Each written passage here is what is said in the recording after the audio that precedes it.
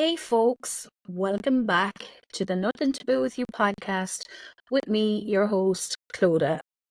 As always, I say this is a safe space where we can be ourselves, we can laugh, we can cry, we can give out, we can curse, because I am known to drop the odd F-bomb, although I mightn't in this one as much. We'll see, I could get in a bit of trouble. But yes, this podcast is all about leaving your stigma at the door and feeling comfortable talking and telling stories about real life and real things that go on and happen, and just, as I say, giving whispers a voice. So just to fill you in a little bit with myself, I'm officially 40. I'm loving it so far. There is just a new level of not giving a crap, not sweating the small stuff, appreciating the little things, and I feel like I'm that little bit wiser. So hopefully this is the start of a really awesome decade. So for this episode, a lot of you guys mightn't realise I am a practicing Catholic. I'm practicing probably now coming on 4 years after spending a lot of years. I don't want to say with my back turned to the church because I always prayed, but I certainly wasn't a mass goer. I certainly didn't talk to God like I do now. I did believe, but I wasn't a good Catholic, which I suppose leads me on to introducing my guest for this week's episode. I'm delighted to be joined by Fr David Vard. Father David is originally from Newbridge and he's currently a priest in Stradbally, which I guess makes him the EP priest. David, how are you doing? I'm good, Clodagh. How are you? Great. I'm delighted to have you on. It's great to be here. A belated happy birthday. Thank you very much. You have a little bit to go before you catch up on me. Not that much, but a little bit. So I suppose for a bit of background, myself and David, by the way, I've already cleared it with him. He's okay with me calling him David, aren't you? Absolutely, it's my name. Myself and David, our paths crossed earlier this year when we were doing a top secret project in Dublin. Talk about it. We can't. We actually can't. No, we're not allowed. No. We signed them bloody things, get didn't sued. We? Yeah. We met anyway at a project in Dublin, and I believe our paths crossed completely for a reason. And it was funny because he was one of the first people I met that day. And initially I was a little bit apprehensive because you all know Chloe and her anxiety. But within a couple of minutes of actually talking to David, without even knowing he was a priest, I felt so calm and was able to enjoy the whole experience. So he definitely played a part in that, whether he realizes that or not. So David, look, you know my podcast is called Nothing to Do with You. So it's a funny one because I hate saying it in so many ways, but I know my reaction that I get from people sometimes when I say I'm a practicing Catholic. They're like, really? Like I just said, I farted. It can be a bit strange. And it is funny because good old Ireland, Catholic Ireland, where once upon a time it probably would have been taboo to not say you're a practicing Catholic. It's amazing how the tables have turned in some ways sometimes, you know. So I suppose, look, you're 32. You're a young man. Tell me, how did you become a priest? Your faith? Tell me your story. Wow. So I think like anyone my age, I was brought up Catholic, baptized, first communion, confirmation. I was brought up in the Church of Scandal. Almost for a while there, like almost every news article about the church was always about the latest scandal or the latest, bad thing that's come out of the church. Yeah. So I grew up in that church. I grew up in that era of scandal, and the scandals just kept getting worse and worse. So after confirmation, I said, "Listen, I'm done. Thank you very much. Don't want any more to do with this." Even that young. Oh yeah, and like looking back, I'm not proud of it now, but I think Holy Communion and confirmation was just to get the envelopes and the cards and the celebration. I think kids can be forgiven for that, though. I hope so. I hope so. Like it was almost like faith was something that you learned in school that you had to do. You did the Alive O program.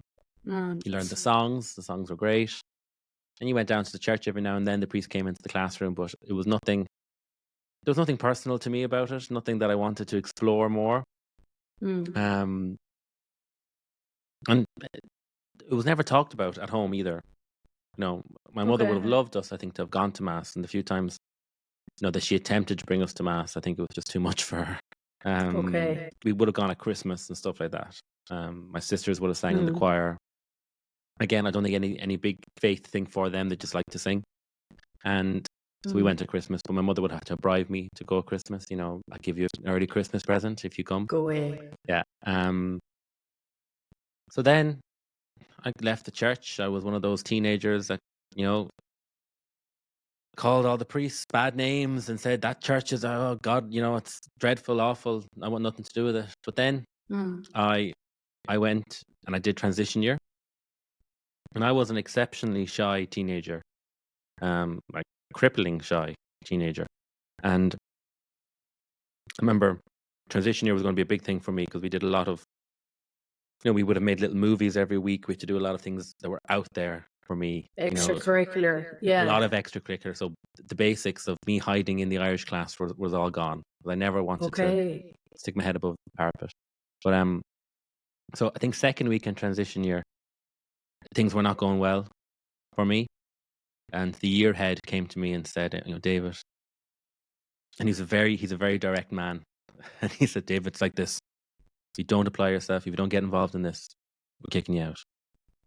Go away. Yeah, oh yeah. So I said, right, okay, David, you have two options here. You can say thanks very much and go on to fifth year, or you can apply yourself and get involved. So I did. And I said, listen, anything that comes my way, I'm going to say yes to. So I did. I said yes to everything. And it was the best year of my life. Did it feel good to make that decision in your head to go, do you know what, I'm going to do a flip around here and say yes to everything? Yeah. I don't think it did feel good. I don't think it was such a big thing. I hate failure more than anything. I hear you. So to go home and say to my mom they're kicking me out of TY would have been a huge failure for me. Big deal. Yeah. So I said yes, and I said, I kept saying yes, and that, involved making these little movies every week. It involved, I went to an all-boys school, and we had to play the part of male and female in the little movies, and involved a lot of that, and involved a mini company, setting up a mini company that was quite successful, and going off to national competitions and presenting in front of big auditoriums about this mini company. Wow, you really got action-packed. Yeah. I jumped out of a plane towards the end of the year. No, you did not. I did, yeah, I did. But the biggest test, going back to faith, the biggest test was around March or April of the year. The principal came to my classroom. I was doing art at the time, and he said, can I speak to David Vard? I was like, well, what did I do? Because doing all these extracurricular stuff, I wasn't very good at going to class. I was always doing something else. And he says, David, I want you to go to Lourdes. The parish have come to me and they want two young men to go to Lourdes. Okay. I think you and another lad would be perfect for it. Another guy from your year. Another guy from my year, yeah. Okay. And I was like, where's Lourdes? I don't know what Lourdes is, sir. We were going with the parish. It's a place of pilgrimage, and you're going to be pushing wheelchairs, helping out. A lot of sick people go to Lourdes, just helping out whenever you can. You're representing the school, representing your parish. So we're asking you to do this. And like, I don't really want to do that, you know. Really? And I can remember, I think I texted my mom because this is before smartphones and saying, they want me to go to Lourdes, and my mom texts back, "You're going," you know. And I was like, Okay. I don't really want to go, you know. Um, but I went. Was it the religious part? Was Yeah. it what you had to do? Was it all of No, it? it was the religious part, Okay. and also the leaving home part. Yeah, I get that. I was only 16. I had no desire to go. I had no Okay. desire to be on pilgrimage. I didn't really know what a pilgrimage was. I just knew it had religious connotations, and I didn't want to do it. Okay. But my mother said I had to, and the principal kind of said you have to, so I did. Right. I can remember leading up to it, my parish priest, Father Joe, invited myself and the other young fella to come to his house with our parents. So our two mothers went, and our mothers were friendly anyway. So we all knew each other. Right. But this is the first time I'd seen this man from a distance, but I'd never actually spoken to him. This is my first time to be in a priest's house. My first time, and he was just telling us, this is what's expected of them. Don't worry, your sons will be safe. They're going to be X, Y, and Z, all the safeguarding stuff, and be here at 4 o'clock on whatever day you start from that moment. Put bags on the bus, help out in the airport. Yeah. Do all that. So it's kind of like, right, okay, let's go, let's do this, whatever. I'm not going for any reasons, but just to go because I'm told. Do you mind me asking, after meeting him, so you were like chatting to a priest? Yeah. Were you kind of like, okay, priests aren't these? Not really, because my mother was there, it still kind of felt very formal. Okay, fair enough.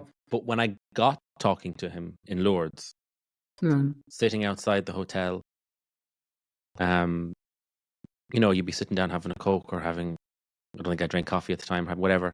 And he'd come over and say, well, how are you getting on? You're doing great work. Thank you so much for all the work you're doing. How are you finding Lourdes? And just having a conversation with him. Checking in. Yeah. And it became very normal. And we always called him Father Joe, but, Father Joe wasn't this big, mean parish priest that I thought he was. He was actually a very nice man. And, at one time in Lourdes, I'd kind of at one point I decided, okay, let's take down the walls here, the barriers. We're going to mass every day. We're doing all these religious services. Maybe enter into it a bit more, So we did. And what I did love, I think from the moment we did it, every night we gathered. I don't know if you've ever been to Lourdes. I haven't. There's a big river by the grotto. So we gathered across the river looking at the grotto at nighttime. And it's beautifully lit up. And there's pilgrims from all over the world, and they're all speaking our language. We used to pray a rosary across the grotto, looking at the grotto, beautifully lit up. I never prayed the rosary in my life. I didn't know. I don't think I even knew what a rosary was. Wow. But I found that moment very, very peaceful and just beautiful. Even just to look at, it was beautiful to be part of. So that was coming. Anyway, talking to this parish priest, opening myself up a bit more to faith, not being so closed off. Talking with the other young people, because there was myself and this other lad from my school. There was another girl from a different school, and there was a young carer who had come. She used to work in the convent in Newbridge, and she was there, and we were all chatting and talking. And Father Joe was there, and we're asking him questions like, why did you become a priest? How much money do you make? Do you ever have a girlfriend? Curiosity. Yeah, things that people ask me now, things that you're probably going to ask me. Of course. But he answered very honestly, and I was very taken by his honesty, because I don't think I'd ever seen a priest. I don't think I ever wanted to see a priest being that honest and being human. Or even thought it was possible, maybe. Exactly. And I don't think I had the language now to say what I was feeling. But he was very impressive to me as a man, and then as a priest. And I remember walking away from that conversation, which he says he can't recall. So obviously this is a conversation that he had many times with many people. But I I just love remember that. thinking, You came away I so came away like profound when you profound. said, Yeah. new He's like, phone, who this? yeah, which is funny because I often that happens to me too. But We'll get to that. yeah, so I just came around thinking, God, David, you could be a priest. Like you're an ordinary fella. He's an ordinary fella. Like I just thought it had to be that you had to be something extraordinary and have an extraordinary Yeah. experience and hear the voice of God and pluck you up from your obscurity and but it was just anyway, that thought quickly left my head. But I Did did it? yeah, oh yeah. I was like, I don't want to be a priest, He's a nice It's guy and even all, but amazing I that don't it want to. did come into your head though Yeah, at 16, yeah, to say, could I be a priest? yeah, yeah. And I just clearly remember saying, oh God, I could be a priest. But at that stage I had no faith, Yeah. I was being open to faith. And also what was very impressive in Lourdes was the people there. The people from my own parish, but also the people from all over the world. We're bringing sick people, we're bringing young people, we're bringing themselves, or going themselves for whatever reason. They wanted to go to this religious place, to partake in the story, to listen to all that was going on there, to search for their own miracle. Yeah. And, that was very impressive to me. And they were very, very nice people. So this big bad Catholic Church that I had Built up in your formed in my head. head, or had been formed for me, Yeah. was kind of crumbling around me. So it wasn't that like doom, gloom, complete Old Testament, Or even God, fear the God, fear the church. It was like, fear the oh, priest. these are actually Yeah, humans. yeah, yeah. Yeah. And they're just doing their best and have this extraordinary faith in this place called Lourdes, in this God who they know, they seem to Yeah. know and love, and And get Mary a and peace Jesus. from this. Yeah, and they get something from it. And I was like, God, I want that. So when you came back from Lourdes, did you feel like, right, I'm going to be a practicing Catholic now, or was it a No. gradual thing? Yeah, I was open to it. Okay. I'd kind of, because sometimes I tell this story and I give the Cliff Notes version of it, and everyone's like, so you came back, so you went as an atheist and came back as wanting to be a priest. I'm like, no, that's not what happened. I came back being open to it. Father Joe on the pilgrimage invited the young people who were on the pilgrimage to come again to his house. Okay. Together. Bring a friend, he said. Bring two friends. I managed to bring one friend with me. Couldn't find two. And we continued the conversation that we were having in Lourdes. And then also, the very same time that we were in Lourdes, there was a gathering of young people from all over the world happening in Australia, called World Youth Day. And every couple of years, 3 or 4 years, the Pope goes to a city, one city in the world. So this was in Sydney, and millions of young people from all over the world gather. So people from Newbridge Parish had gone to that. So Father Joe invited them to come along too. Tell you the story. Just to have a chat. That's all. Talk about faith. Talk about faith. Like, this was in 2008. So what does faith mean to you in 2008? What's going on for you? Yeah. So we did, and we met, and we kept meeting. Uh-huh. I think originally we may have met once a month or something, or maybe once every 2 weeks. He then invited us to tell about our experience at World Youth Day or Lourdes at Mass. Oh, He said okay. like, people at Mass would love to hear about young people and faith and your experience. So I did that, and we kept meeting, and we kind of formed a little youth group. And In Newbridge. in Newbridge, yeah, we just called ourselves Newbridge Parish Youth Group. Oh. More young people came along. Yeah, we met every Thursday night, and we talked about faith. We talked about life. We had a few games. We used to go to McDonald's, and we were. Yeah. It was a lovely little community to explore my faith with. And then I started to go back to Mass every Sunday. Okay. Used to go to Mass with my mother. My mother was delighted. And I suppose during that first year, after Lourdes, that voice came into my head, priesthood, priesthood, priesthood. It just kept getting louder and louder. And I was getting to know Father Joe. I was getting to know the other priests of the parish, and they were lovely men, ordinary men, and getting very friendly with them. And apparently I was asking all the right questions to them. What's it like being a priest? And they could see something going on inside of me as well. And also that year, a seminarian came to the parish. So a seminarian is someone studying for the priesthood. Okay. So he happened to be coming to Newbridge to live in Newbridge for that year and to work in the parish. So he became part of the youth group as well. And he's only a couple of years older than me. Like an apprentice priest for all the Basically, world. yeah. Okay. And he was only a couple of years older than me. So, Right. like, you could say looking back that God put all these things in my life for a reason. And he did, I think. I think all these signs were pointing me towards this direction. So yeah, all that year, kind of this voice got louder and louder. My faith started getting deeper and deeper. And Easter of 5th year, I decided to go and tell someone.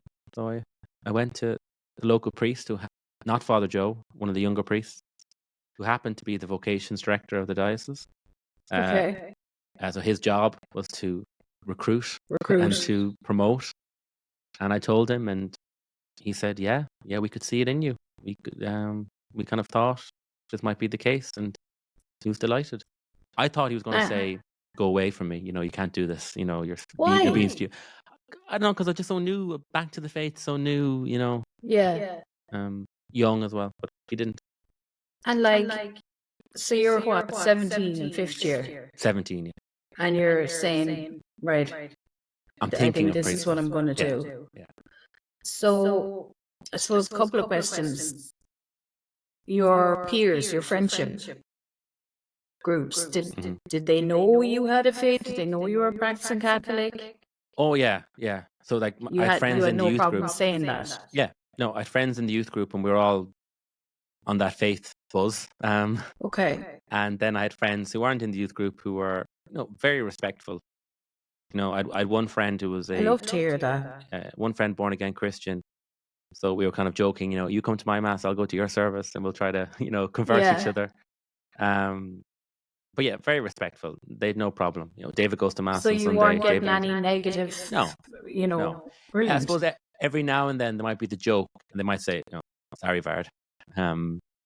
But no, there was never any, my closest friends, there was never any pushback or never any. I love that, because that means that you were surrounded by a good circle and good people. And I still have that circle. Amazing. Yeah, they're still my closest friends. Those types of friendships you could never put a price on. No. Never. No. It's a friendship you can pick up the phone to and, tell anything to it, no matter the last time you spoke to them. It's funny, even you saying that. I was sitting with my group of friends at my 40th dinner there a couple of weeks ago, and just something really small. I just looked around at them all, and everyone's different. And I suppose some of them are only meeting for the first time. I was the connection, and I was just saying, I trust every one of these girls to be my champion in my absence.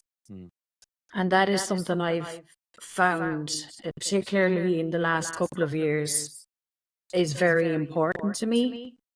And I the same to them. And also, okay, we all have different, like you said, born again Christian. One is Greek Orthodox. There's a couple of that would be just spiritual, but our core values are the same. And there's no problem with me saying, I go to mass, I go to this, I don't feel that like I'm not allowed to say it, in front of them. So I think that's really important to have good people in your corner. It means a lot. 100%. But getting back to 17-year-old David, look, I have to ask, because everyone's going to want to know. Was it coming into your head about girlfriends, dating, marriage, kids? Yeah. Because would you really be thinking of that at 17? Yeah, I don't need so much the marriage. The kids was coming into my head. I think it was the girlfriends. Yeah. So I had a girlfriend in my 5th year. Yeah. We broke up, obviously. If you said we're still together, that would be a whole other different taboo. That would be taboo. I mean, in as far as much as that does come into your head in a serious way, it did, you know. Yeah, of course. But it's not as if I went to that priest that day and said I want to become a priest, or I'm thinking about becoming a priest, and then that was it. I had to sign on the dotted line. Okay. You know, we had a lot more. We used to meet very regularly, talk about it. We had a lot more discussions.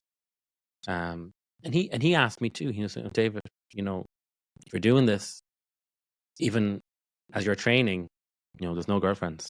There's no, and if that does happen for you, and if you do fall in love, every blessing to you. But you know, you have to make a choice. You have to leave. Yeah. Or you make a choice. You know, you can't have both.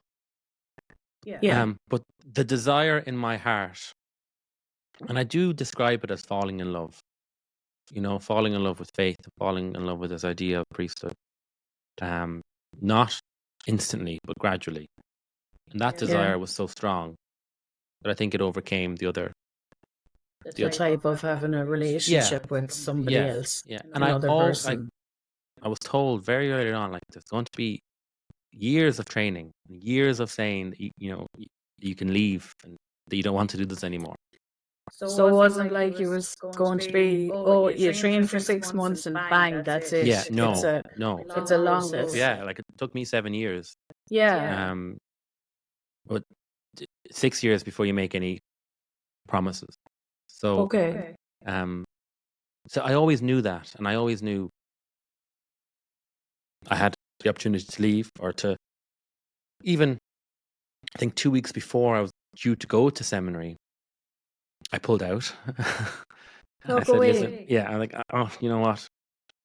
For various reasons, I said, this is not the right time. Okay. And the priest said, okay, if that's how you feel, there's no bother, but will you come up to Dublin with me? I want to go to confession, and, you know, we'll just go for maybe a cup of tea and, you know, go for, you know, have a walk around. So I did. And he never said anything to me. He never tried to convince me to go. But I suppose he gave me time, and he allowed me the opportunity to reflect a little bit. I respect that. Yeah, and I do too. And I did. I did go to seminary that year. So you did end up going in that year? I did, yeah. 22nd of August. So was this, you did your leaving cert, I presume? Did my leaving cert. I had to get points. I had to get points to do an arts degree in Maynooth. Oh, wow. Okay.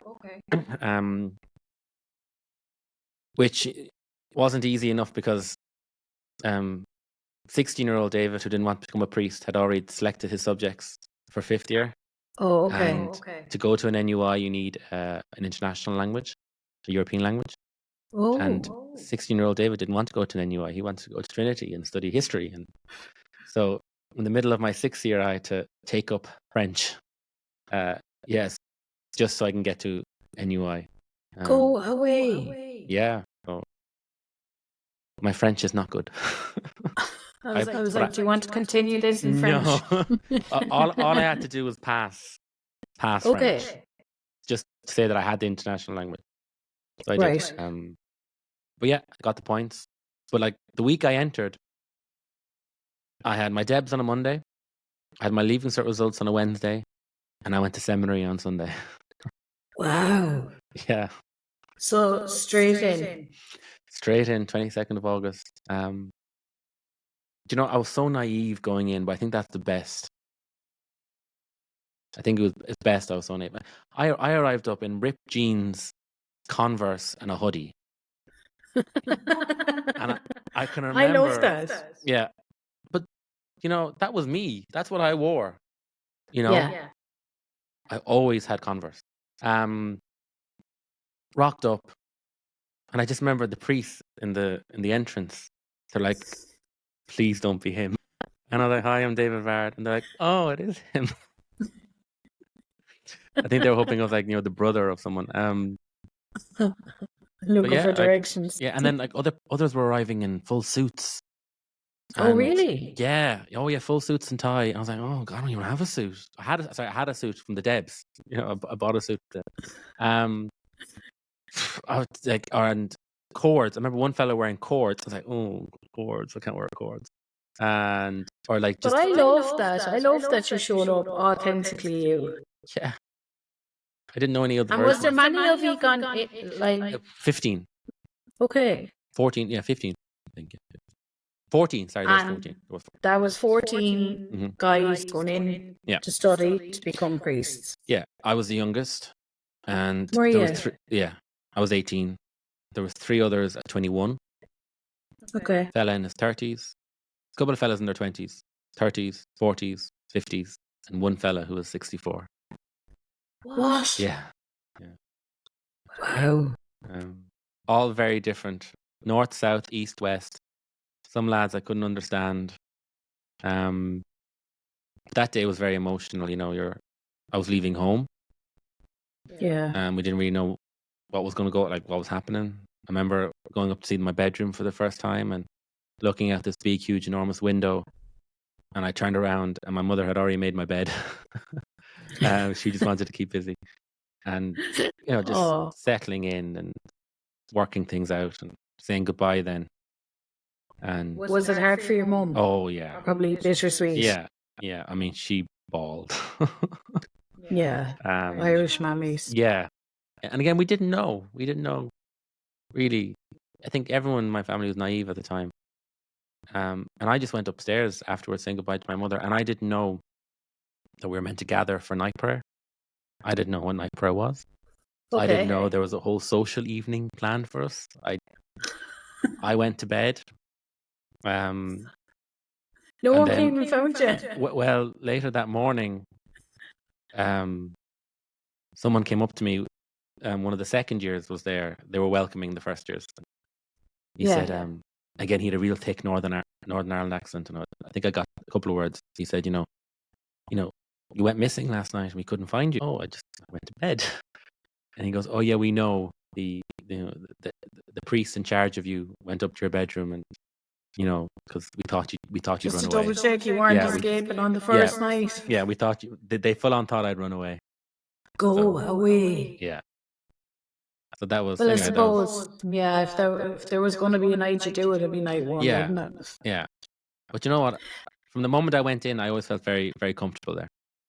And did it feel like college life? Did it feel like It you did and were it didn't. studying? So we were there a full month before I began my arts degree.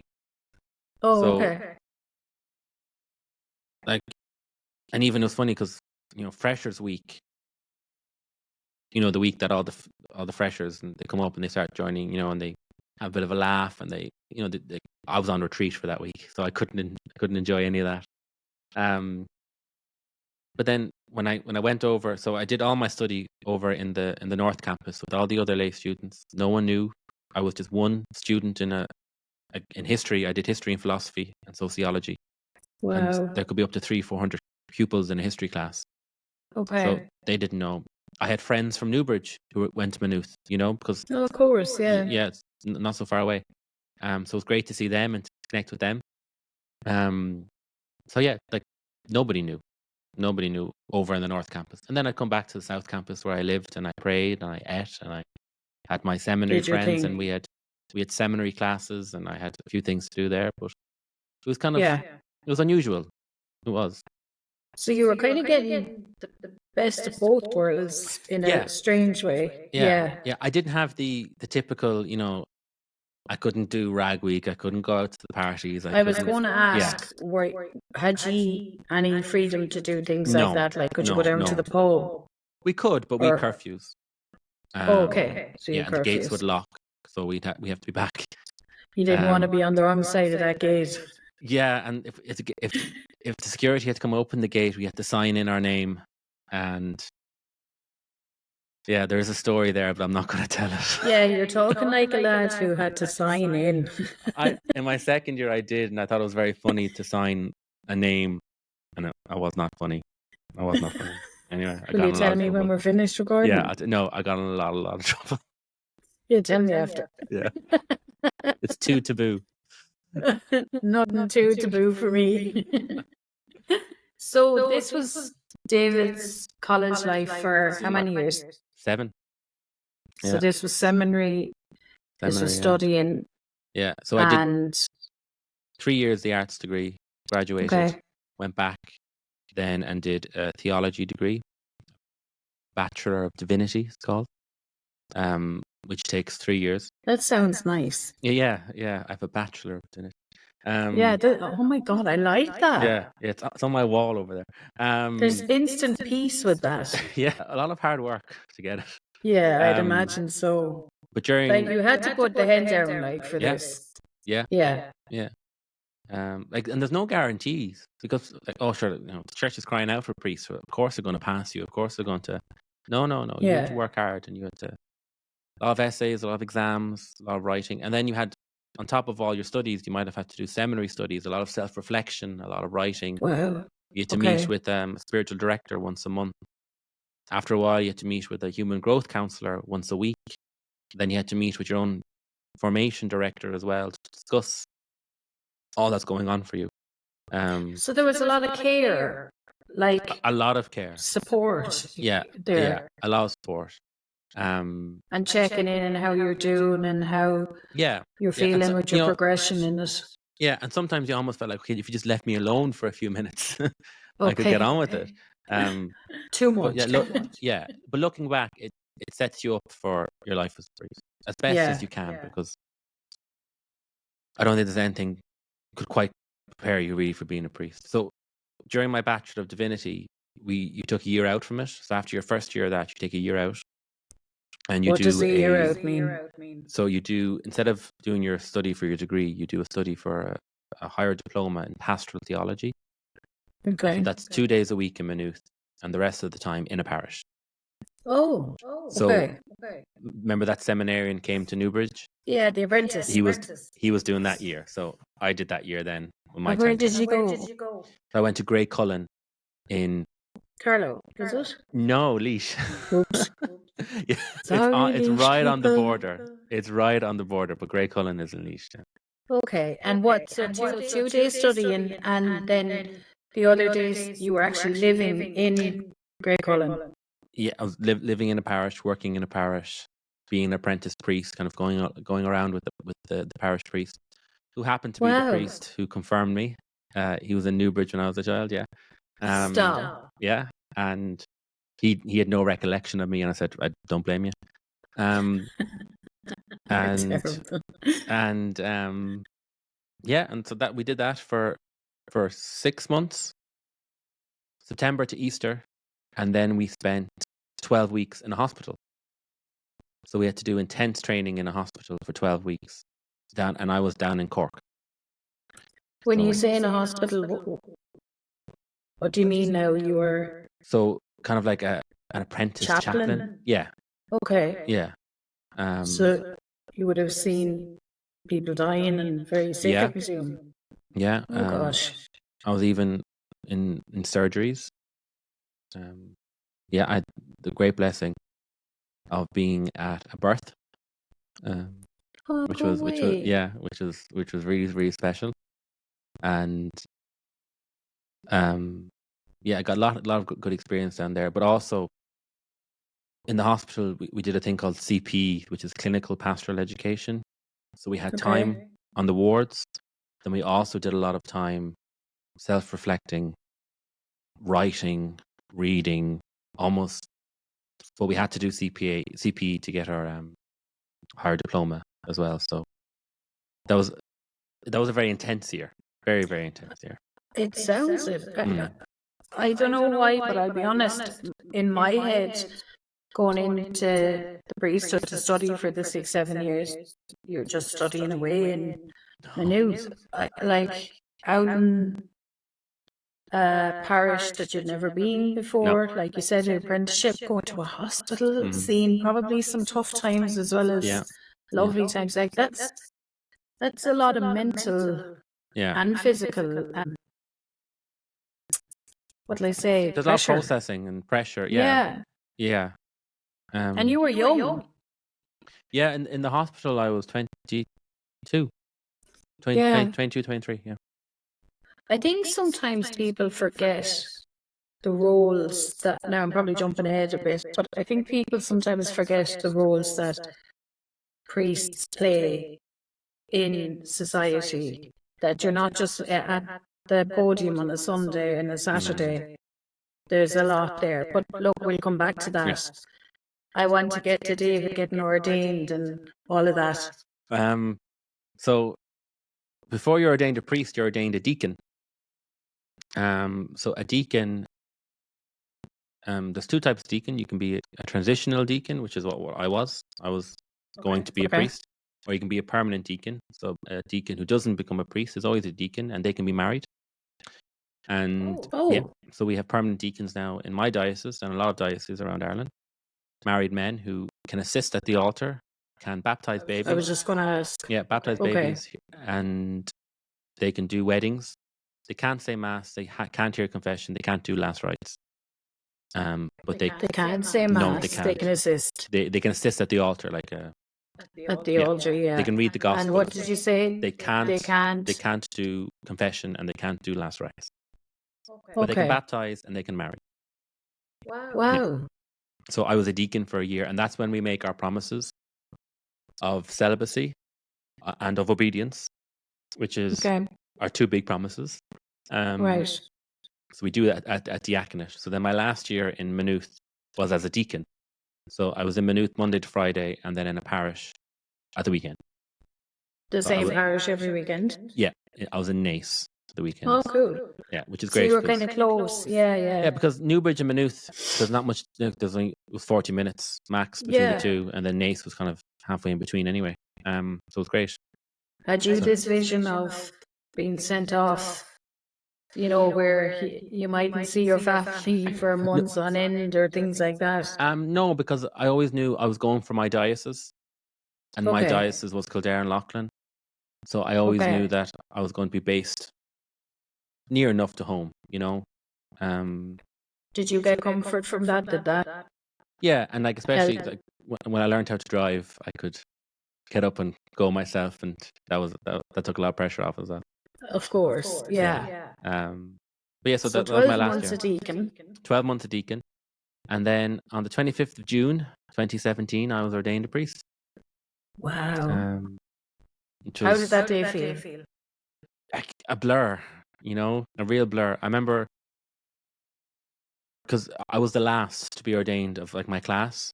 So the weeks leading up to it, every weekend I was at an ordination. Oh, okay. Of friends and family and stuff. Friends. And yeah. And because I did 7 years, a lot of my class only did 6 years. So the previous summer I was at a lot of ordinations, and you make friends with people up the years, and you go to a lot of ordinations. But I don't think anything prepares you for actually being the one ordained. I'd say so. So it was a great day. It really was a great day. And you were 25? 25, yeah. Would you have been the youngest priest? Yeah. So being ordained, or that became the bishop, my bishop, Bishop Dennis, in his homily. You know, he announced that I was the youngest priest in Ireland, and I think he announced that kind of like off the.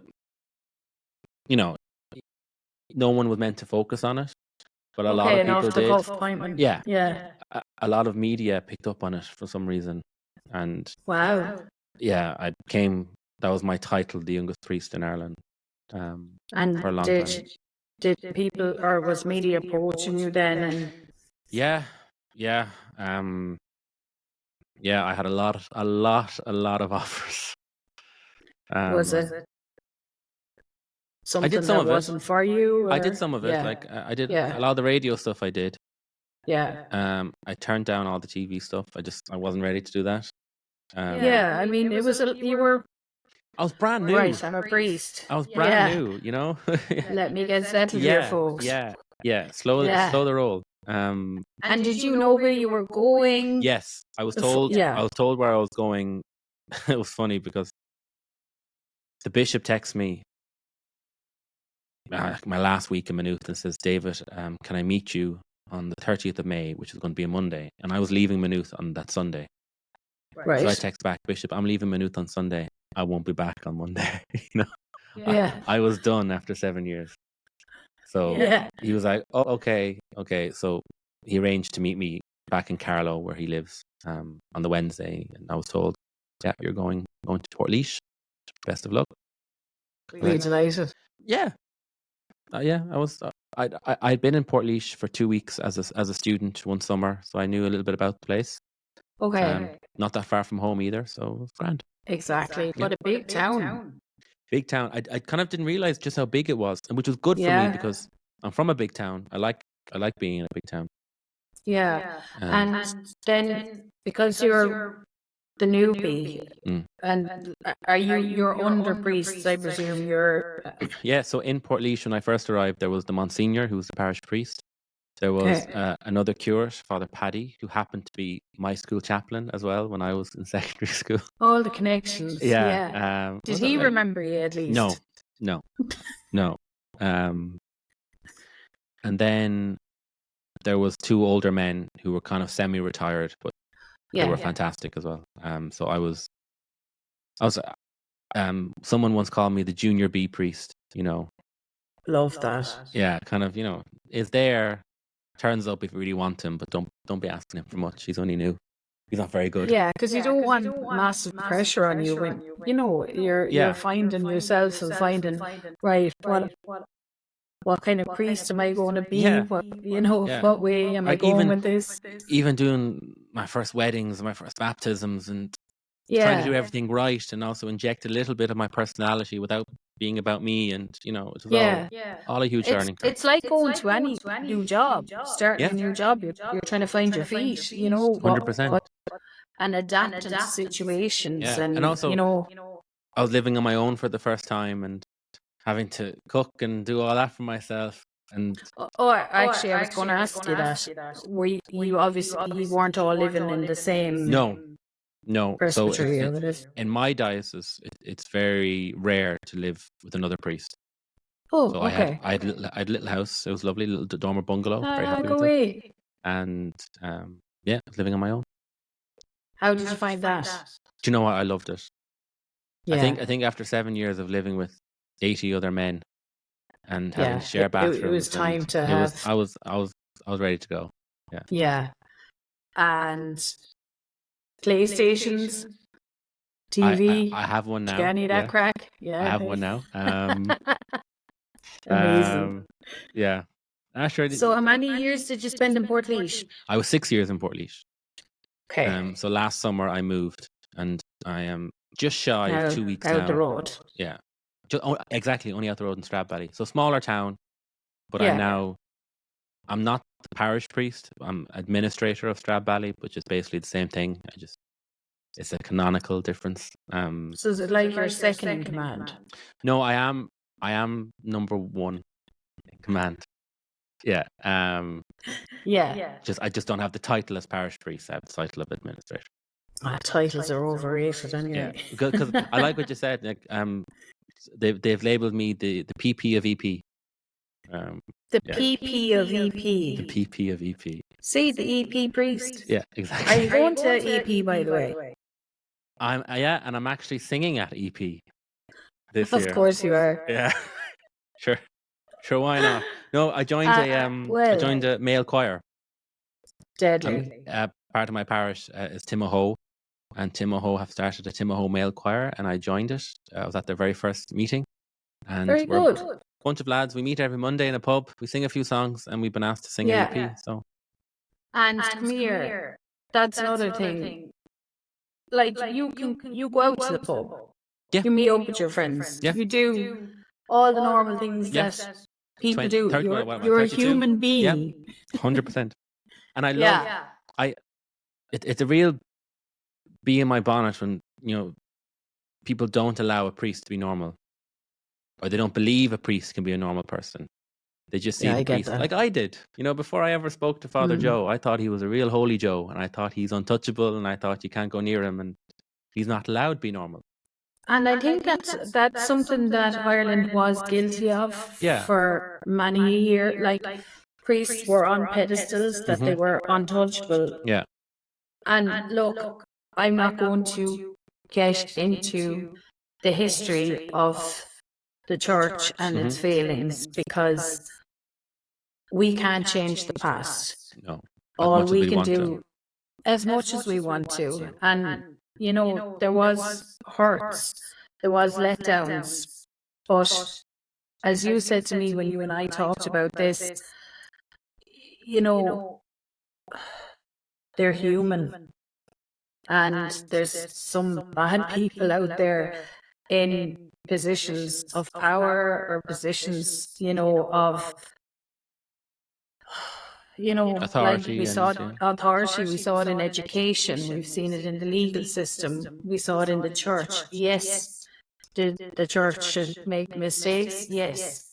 But I don't think we should be punished for the sins of our ancestors. No. That is the way I feel on it. Mm. And I suppose, like you, when I was a little bit different to you. I grew up with a very strict Irish Catholic mother. Mom, you don't listen to my podcast. Hopefully you don't listen to this one. Because I have a priest on, she probably will. But I love you, Mama. But Mommy was a strict parent. Like you, I was dragged to Mass. There was no choice. Mm. And I was made get down on those knees and say that rosary. I was made say that Angelas. I was made learn a lot of prayers very young. In some ways, I was probably exposed to too much religion at a young age. And it turned me completely against it.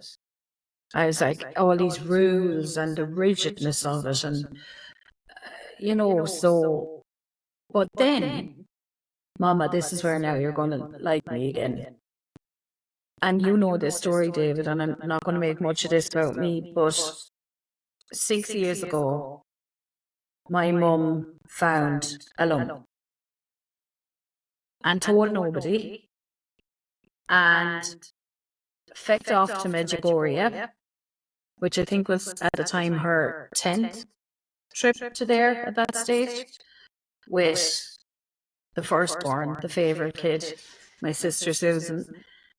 And she came back from Medjugorje anyway, and me and her went down to Waterford for a couple of nights.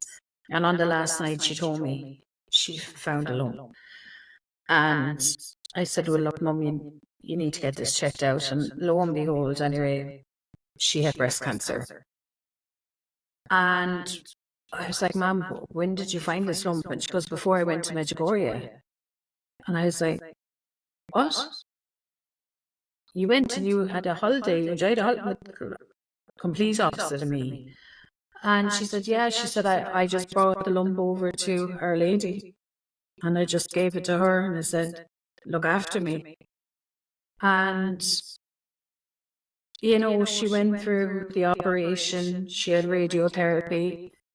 She's now, like, over the 5 years, completely in remission and fully cured, thank God.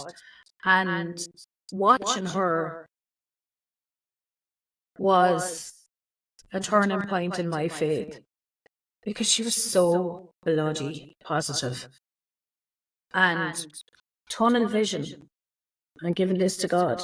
And this is a woman who lost her sister to cancer, has lost a nephew to cancer, has anyone who's had cancer or close to her died.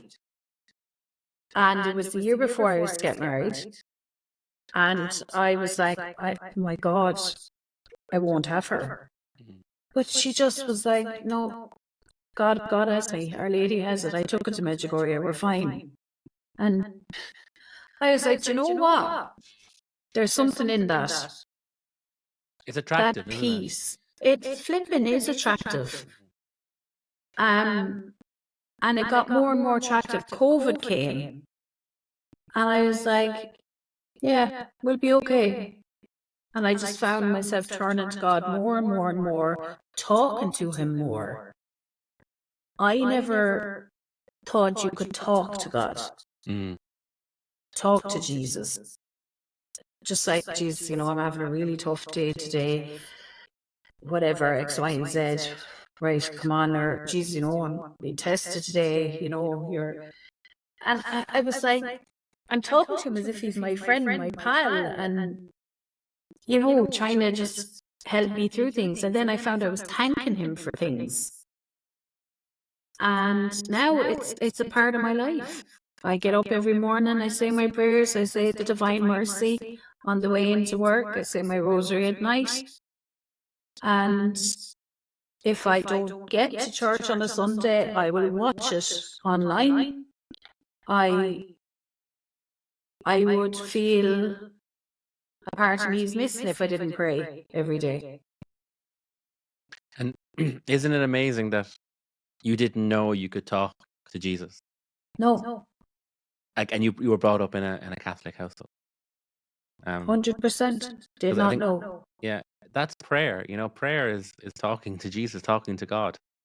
And I think sometimes we think you have to do the Angelus, you have to do the Rosary, you have to do the Our Father, you have to say the prayers that we were taught in school or taught at home. I remember you said to me one time, or when we were talking, that we were just saying the words. Yeah. Remember that you were like, we used to just say the words, We we used just to weren't say the taking words, it in. yeah, and just go through the motions, and we didn't really know what we were saying. Yeah, and when you're older, not even older, when you get that awakening or that connection or you that light bulb moment, you feel it. Yeah. I feel like even that day that I met you, I was like, God, mind me today now, because I'm a bit nervous now to step out of my comfort zone. And I was just like, help me remember, nothing can happen to me today that together you and I can't handle. And lo and behold, look who I met. But you know what? Because I walked into that room, and it was full of people. Full of people, and we were in that room all day long. all day. Yeah. And I wasn't very comfortable in that space. Yeah. And then I sat down at your table and we got talking, and I thought, this one has it all together. Yeah. This Isn't one. it funny how outward appearances can It be is, isn't it? Isn't so it? wrong? Yeah. But yeah, it was amazing. I just felt this peace, this instant peace from you. And because I was so quiet and shy for the first maybe hour, Yeah, so was I. which then, as you know, after that, you couldn't shut me up for the rest of the day. But like, I just got that instant peace from you. And I find anyone that I meet or talk to that is anyway a bit spiritual, I'm drawn to it. I can feel it. It's like this invisible. It's like an invisible like hug. Mm. It's just that you can just feel, yeah, that's a good soul there, and it feels good for my soul. Mm. And even if it turns out that I'm completely wrong, and this blind faith is nothing, it doesn't exist, which I don't believe, but how could it be bad when you're saying to a higher power, just help me, always do good, mind my family, mind myself, give us peace, give us comfort when we're sad, celebrate the good with us. I just can't see why that is wrong. Let's forget all the politics, forget about the Catholic Church, the scandals, the priest from the pulpit looking down at you. Let's just the relationship between you and God. How wouldn't you want to enjoy that? Even if you took away all the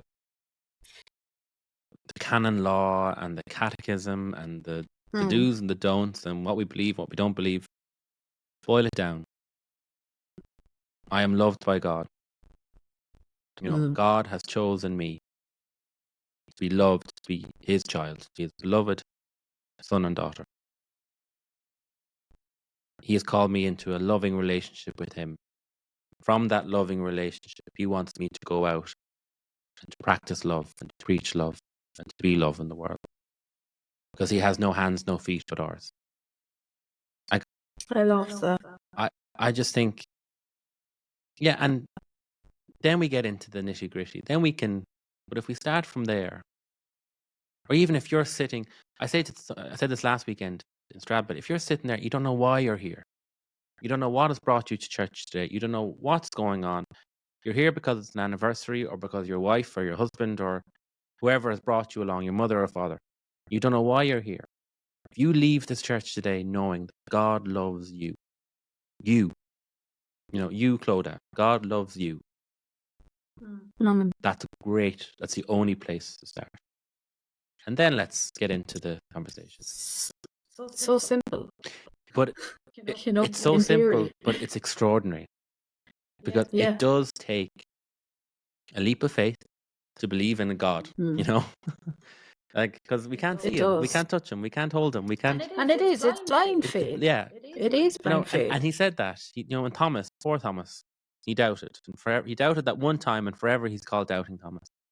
And he says, blessed. And he'll probably forever be my favorite apostle because of that. I love the apostles because you can't get more human than that. But I love the apostles because all but one apostle ran away when it got rough. When he got arrested, he put up on the cross. They all ran away, bar one. And then they all came back, and Thomas was like, "Hold on a second now, unless I see him, unless I put my finger into those holes, I am believing this." And then he did. Yeah. God gave him this great gift to be able to do it. And then you can appreciate that because you could see so many of us being Thomas. Don't we all want to be able to do it? Don't we all want that? That lightning moment of God appearing to us and Jesus appearing to us and saying, what, Lord, it's okay. It is all real. But Jesus said to Thomas, and I take great comfort in this. He said, blessed are you because you see and touch me and hear me. Blessed are those who do not see, who do not touch, and still believe in me. Yeah. We're both the same. Whether we're the apostle 2,000 years ago or whether we're the apostles in 2024. You're called to a relationship with God. Yeah. And if you had said to me 20 years ago that I would be having a conversation with a priest, call him David, knowing that we met where we met, and that sounds we're very making dodgy. this sound. It's not I that know dodgy. we're making this sound. It's not that dodgy. I did make that sound dodgy. And it really isn't actually dodgy. Where we met, with all those people in a room. No. Oh my God. But if you told me 20 years ago when I was making my confirmation at the age of 12 that I'd be a priest, that you'd be a priest, I'd be like, go away from me, will you? Don't be annoying me. I love that. Go away from me, will you? What are you smoking? And it's what I love that you said one of your pet peeves is people allowing priests to be human and have a normal life. Like you just saying there, you have the PlayStation. Do you know what I mean? And again, I'm young-ish, and to hear you say that is oh, cool, deadly. But my husband downstairs has a PlayStation. He's a factory worker. Yeah. I don't go, oh, cool, he's a factory worker. Turn off that flipping thing. I'm only joking. But so I do. That's why I can understand you not wanting to be the face of the church or whatever way. But you coming on this, and for some of you guys, you might know technical issues. They seem to be just happening to me a lot lately. But David has informed me he's really good at technical stuff. So he's going to regret telling me that. But anyway, we were talking about the Benedictine crucifixes. It turns out we both have similar ones, which is amazing. My mum asked me what I wanted for my birthday, and I said I would love a real silver cross, because I had one for years. I've always had an affinity for crosses long before I came back into the fold. And she just asked me, she was like, do you want one with or without Jesus? And I said, with, actually, yeah. So she got me this, and I was somewhere lately, and the girl was like, that's a nice cross, but why have you Jesus on it? And I was like, because I want to. And she's like, oh, okay. Who else would be on it? Yeah, yeah, exactly. Who else would you have on the crucifix? Do you know, where did the cross come from? you know. Very true. But you see, I think it's conversations like these, David, that are the real chance of bringing people back to the faith. Or at least To opening up see, their hearts and their souls and their minds to it. yes, Yeah. Yeah. I don't think we're yeah, ever going to convert someone fully in a yeah, pub or a smoking area or, you know. But yeah, if one person says, you know, and it happens to me a lot, I could be in a pub or I could be somewhere yeah, and people get into DMCs with me. okay, And I'm trying my best to, you know, to be, you know, as much as you can have a DMC about faith in a pub or in a public place. So you might say to them, listen, you know what, if you want to come back to me, we can, you know, we can have a coffee or something.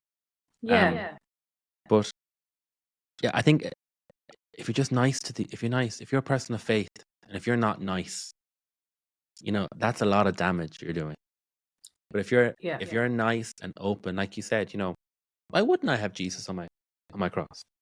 You know, instead of saying, you know, because I'm a Catholic and you know you're going to hell because you're not. Obviously, the I extreme. love that. Obviously, the Yeah, extreme. that's true. But Yeah, just being nice and being yourself, and whether you're a priest or whether you're just a regular Catholic or whatever, you know, it's all we can do in these situations. And then someone and I says, like that you saying that, just even opening your heart to the possibility. yeah, yeah, because someone might remember then, you know, God, I met that priest in the pub, and you know, we're having a conversation, and he was very nice to me. You know, I might, you know what, I might call him again, or I might, you know, I might go light that candle, or I might, you know, my mother is sick. I might ask him to say a prayer for me, and that might develop something, you know. 100%. And I don't like saying this, but I do like saying this. Priests do have an impact on people's, I suppose, persona of the church in a lot of ways. 100%, yeah. Like, I mean, my priest, Father Joe, or Joe, and everyone knows Joe Walsh, who's from Tipperary. Like, I remember the first time I introduced my husband to him. And oh, by the way, Joe was my chaplain when I was from first year on in school. And I knew back then, if I ever got married, it was him I wanted marrying me. And he's just so relatable. And me and him have had some incredible chats about life, about religion, about ups, downs. And he's so real and he's such a genuine guy. And everyone who knows him loves him because he's just as down to earth as they come, and not preaching or forcing anything, just saying, hey, lads, do you know what? There's nothing wrong with a bit of an hour faith. But like, I remember when I introduced my husband to him, my husband was like, I was like, Connor, he's so sound. You're going to get on with him instantly. And he's like, yeah, sure, yeah. You know, Great. and Connor was like, oh my gosh. And actually, our wedding, one of the most talked about parts of our wedding is the church. And that's rare because Father Joe was just fantastic. And, you know, there was people there who mightn't be practicing Catholics, different religions. Yeah. And a lot of them took a lot away from Father Joe that day. And like you said, just opening that mind that, yeah, maybe I might light that candle. Maybe I might, you know, say that prayer, you know, and I do think priests like yourself, like Joe, you have a much bigger impact than you realise without trying to put that pressure on you. It's the modern priest, it's the relatable priest, it's the human priest that we can have Exactly. these It's kind the of human chats. priest. Yeah. And like, you know, remember you and I were talking about, I was just talking about the role priests have, you know, you have to like, you have to see some tough times. Yeah. You have to be there when people are, you know, taking their last breath or have passed away, comforting families, you know, with tragedies and everything and anything. And, you know, it's It's like your counselors, doctors, priests. There's like five roles put into one. And it's all, but you're also that presence of comfort to family, I think, in those situations. I hope so. Yeah. And I think that is, again, without sounding big-headed, I think we are that presence of God.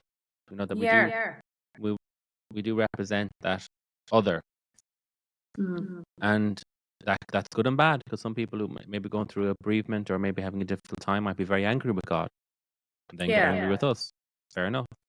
And some people just want to see us in those moments as well. They want to be reassured that their loved one who just died going to heaven, or wants to be reassured that if they're going through a treatment, or if they're going through a difficult time, that there is light at the end of the tunnel, and that things will get better, and that there's someone looking after them, loving them and wanting them. And 100%. And then also we get to do pointing out to me the media.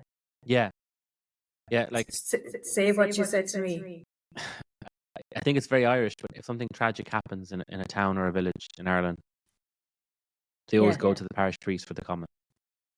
On the interview, on the news. On the news. Yeah, there's always, and Father Joe, who was at the scene, said, it's such a tragedy, whatever, And why do you think that is, David? I don't know, honestly. I do think there's that element to it, the priest can provide that reassurance and that level-headedness. And also maybe a priest can also act as that voice of the community. I think so. Because, it's the job of a pastor, it's the job of a priest to get to know his sheep. And to get to know the community. And to get to, and I didn't come up with it. Pope Francis says that a priest should have the smell of his sheep on him. Like a shepherd has the smell of the sheep. I love that. So that's what we're meant to do, and we represent God, but at the same time we're also representing our fold. We're representing, when we go to heaven, please God. I think one of the questions that would be asked to us: Did you mind my sheep? Did you care for my flock? Did you bring me to them, and did you bring them to me? That's such a privilege. That must be a nice feeling to know that. Yeah, and you can play a part in that. Just be reminded. I think sometimes, you in your job, you get in the rhythm, you get in the, the day-to-day stuff, and I can get into the day-to-day stuff. And a funeral and a baptism and a wedding, they're very run-of-the-mill to me now. But I have to remember, at a funeral today, and remembering, in this funeral, I'm praying for this person's soul, and hopefully I'm providing comfort to family who are grieving the loss of their father. And I'm representing something more than just me. Same with the wedding, I'm allowing this couple to get married to each other and bringing them before God and asking God to bless their marriage. I am that intermediate. I'm that in between, and I'm that representative. That absolute privilege. And I think that's what's incredible about you. It's the fact that you were the absolute epitome of the Irish child who's like, no, you're not dragging and kicking and bribing you to mass. And I think that's what makes you even more relatable, David, to be honest. Never mind your age and your story, but the fact that you've been there, and you organically found yourself, right, let's look into this. And, the curiosity led to the love. And like you said, you've had relationships, and you knew I don't like saying the sacrifice. Like, you hear a lot of people say, oh, you wish the poor priest could get married. People say, oh, sure, I'd love for you to get married. They never actually ask us, Yeah, like, is that what you'd want? Yeah. The majority of priests, and again, sorry, the priests I've encountered, my friends, yes, we do have struggles. We do sometimes like love. Anyone. The happiest married couple has a struggle. Hey, I think my husband would often think of Yeah. a life in the seminary would be a lot more peaceful than being married to me. My parish priest in Portlaoise used to say to us regularly, lads, worst things in celibacy. Yeah, a lot worse. And Yeah, and I love how people think that, let priests get married, it will solve all the problems. We'll have yeah, men banging on the door wanting to get in to become priests. We'll be the land of 1,000 priests again. But yeah. that's not the case. Everyone thinks that. It's not the case. Any conversation I'm ever in about, and I actually try not to get into conversations too much with people about faith. Yeah. I will just say, listen, I am. You do you, I do me. Yeah, I'm doing my thing, and I believe, and I'm practicing. Yeah. If you want I to know respect about you. that, Yeah, great. let's have that Yeah, conversation. Yeah. exactly. But like, I do think it is quite funny that if men can get married, they're just gonna, whoo, Yeah. there's gonna be the storm on minute that like, I don't think a stampede of. Yeah, we're gonna have to build an extension on the place. Yeah, no, I just think that's naive. I think that people's view of Catholicism, of faith, of spirituality, they need to just be more open to it. And like I said, listen to people like yourself having these conversations and talking about a God that can bring you joy, happiness, comfort, peace, protection. Like, let's talk more about Him. I think that will bring more people to, yeah, there might be something in to this. give it a go. Yeah, and what's the worst that can happen? Yeah. And I think that's the way I was. Like you said, a lot of people get angry, when someone dies. Well, I've definitely encountered where, how did God do this? Why would they, Exactly. And I've often heard people say, Natural. oh, I prayed until I lost so-and-so. And after that, no. Funnily enough, when Mammy got the cancer, and as I said, I wasn't practicing at the time, there was none of that in me. None of that. If anything, watching her be so strong made me turn into God more. That's fantastic. And look, there's always a fall guy, isn't there? People like to have a fall guy, blame someone. That's human nature, I suppose. Yeah, exactly.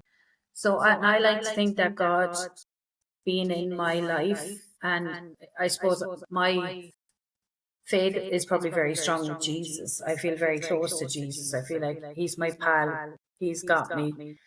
I feel like He's making me a nicer person and making me a person that's more aware of my own flaws and my own faults, and accepting that I'm not going to be everyone's cup of tea. That's okay as long as I'm His. 100%. I could talk to you all day. I know. We nearly have. Any chance of EP tickets? No. You are not the first person today to ask me for EP tickets. I've no doubt. I don't know. No, I think that's amazing. You're performing at EP. That's brilliant. Yeah. Make sure someone gets that recorded. Yeah, come see us. I think 2:30 at the Hazelwood stage. I think. What day? Sunday. You're on Sunday. Sunday. Yeah. Makes sense. Are you dodging mass that day? I will be saying mass that day, and it's like there's. I'm in that choir. There's guards in that choir. There's prison officers. Class. There's loads of farmers. There's very eclectic. I love that. Yeah, and look, music brings the world together in my eyes. I have a tattoo on my shoulder blade that says, "When words fail, music speaks." 100%. So I think it's just the universal language of like peace and love, and life. Like I said, I could talk to you all day. I think you should come back again after EP, and we continue this. Happily. Because I like I said, I'd love people to hear you more, and I think a lot of people are going to get a lot out of this. some people might listen and go, yeah, whatever. Yeah. But if one person listens and goes, just there might be something to that, lads, and they end up saying the ancient guardian prayer that night, well, then we've done okay. Yeah, or go to mass that Sunday and Yeah, exactly. hopefully they have a nice experience. Yeah. Exactly. David, thanks so much for Thank you, Clodagh. giving your time and for coming on, because I know you don't really like doing this. So I do really appreciate you for trusting me to have you on and to have a lovely little chat. Pleasure. Absolute pleasure. Thank you very much. Well, listen, you mind yourself and we'll be in touch. I'll be up to Strat Valley soon. Welcome anytime. You're a good cook, you were saying. No, I can cook. No, I heard good cook. No. So yeah, I'll be expecting something now when I come up, not just like cup of tea and sandwiches. Oh, well, I'll bring you out. Cheers. Well, listen, you mind yourself. You too. God And we'll bless. chat soon. God bless. Thank So, you. guys, that's it for another episode of the Nothing to Do With You podcast. I'm sure you can all see why I was really looking forward to having David on. If we're ever able to share how we actually got to meet, I kind of blackmailed him into this because he owed me one. That's all I can really say, So look, we'll leave it at that. Guys, wherever you are, I hope you're being good to yourselves, you're being kind to yourselves, and you're just enjoying the little things. And if you're having a difficult time at the moment, that's okay. These things pass. They always do, like a wave. It's been one of the biggest learning curves for me in the last couple of years. So you just be kind to you. And always remember, there's always a nearby wanting to listen to you. So you mind yourselves and always be sound. Take care, guys.